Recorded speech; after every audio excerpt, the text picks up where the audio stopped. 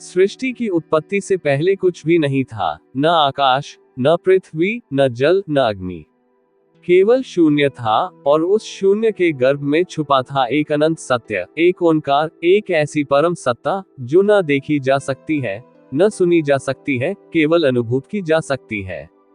एक ओंकार वह बीज मंत्र है जो संपूर्ण सिख धर्म की नींव है, और साथ ही ब्रह्मांड की एकता का सार है। इस मंत्र का उच्चारण मात्र ही आत्मा को उसकी वास्तविक पहचान से जोड़ देता है। यही वह मूल मंत्र है जो जीवन और मृत्यु के भेद से परे एक निर्विवाद सत्य की ओर संकेत करता है। एक ओंकार का शाब्दिक और आध्यात्मिक अर्थ। एक का अर्थ है एक। ओंकार या ओमकार वह दिव्य ध्वनि जो सृष्टि के निर्माण में सहायक रही।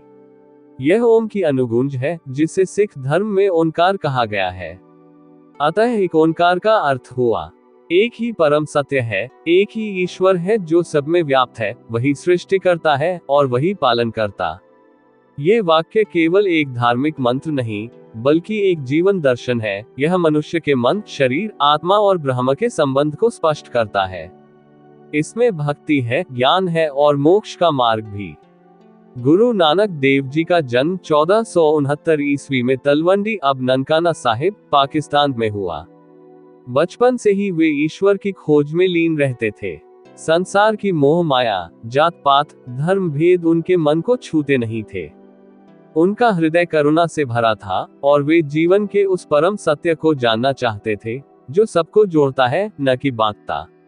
एक दिन 30 वर्ष की अवस्था में गुरु नानक जी विलीन हो गए। वे बेन नदी में स्नान करने गए और 3 दिन तक लौटे नहीं। जब वे वापस लौटे तो उनकी आंखों में दिव्य तेज था और उनकी जुबान पर था न कोई हिंदू, न मुसलमान। एक ओंकार, एक ही परमात्मा है। यहीं से शुरू होती है एक ओंकार की यात्रा, एक दार्शनिक बीज जो बाद में मूल मंत्र के रूप में सिख धर्म की रीढ़ बना। गुरु नानक देव जी ने एक ओंकार से शुरू होकर एक पूरा मंत्र रचा, जिसे मूल मंत्र कहा जाता है। यह मंत्र गुरु ग्रंथ साहिब के पहले पृष्ठ पर अंकित है और संपूर्ण ग्रंथ का सार भी है।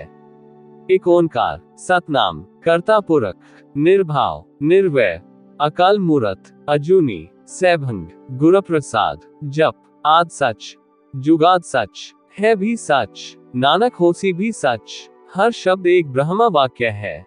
एक ओंकार एक ईश्वर, सतनाम उसका नाम सत्य है, कर्ता पुरख वह सृजन करता है, निर्भाव वह निडर है, निर्वैर वह वैर रहित है, अकाल मूरत उसकी मूर्ति काल से परे है, अजूनी वह जन्म रहित है, सैभंग वह स्वयं प्रकाशित है, गुरप्रसाद उसे गुरु की कृपा से जाना जा सकता है, आदि सच आरंभ से ही परमात्मा सच है, जुगाद सच युगों युगों से वह सच है भी सच, अभी भी वही सच है, नानक होसी भी सच, हे नानक भविष्य में भी वह हमेशा सच ही रहेगा।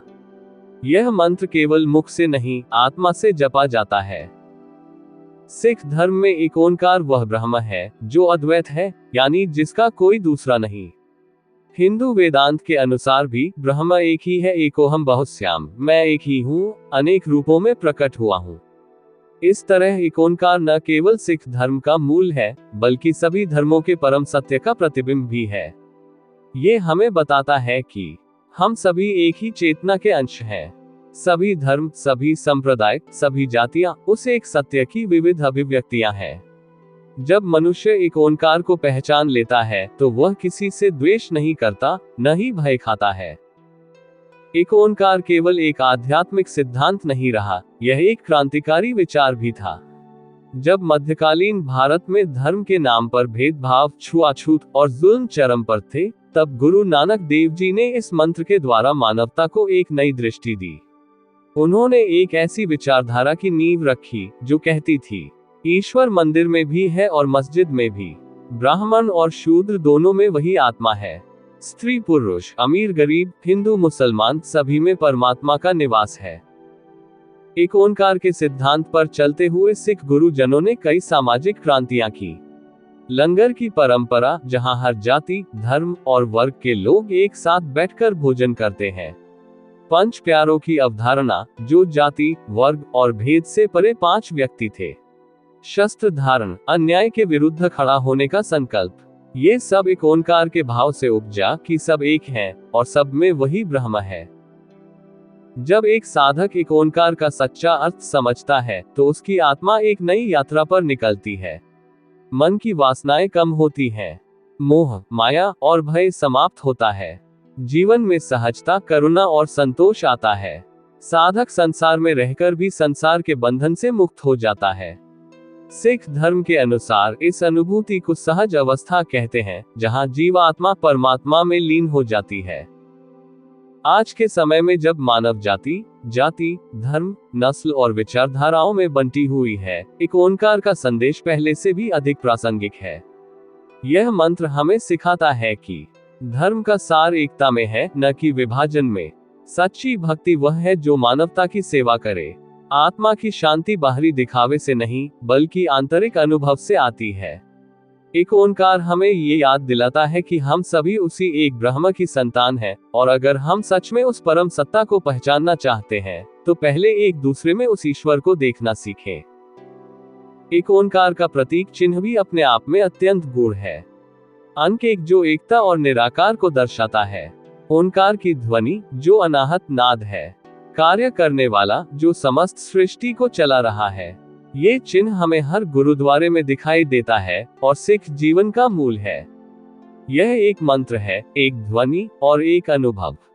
एक ओंकार केवल एक धार्मिक नारा नहीं, यह एक आत्मिक क्रांति है। ये वह शक्ति है जिसने गुरु नानक को महान बनाया, जिसने गुरु गोविंद सिंह को युद्ध भूमि में निडर किया, और जिसने लाखों सिखों को बलिदान की राह पर प्रेरित किया। इस मंत्र में वह ऊर्जा है जो आत्मा को ईश्वर से जोड़ सकती है। ये वह दीपक है जो अंधकार में भी प्रकाश दिखा सकता है। यदि हम एक ओंकार के भाव को अपने जीवन में उतार लें, तो न केवल हमारा आत्मिक जीवन संवर सकता है, बल्कि एक बेहतर, शांतिपूर्ण और समृद्ध समाज का निर्माण हो सकता है। एक ओंकार वह सच्चा ब्रह्म है जो सब में है, सबका है और सब कुछ वही है।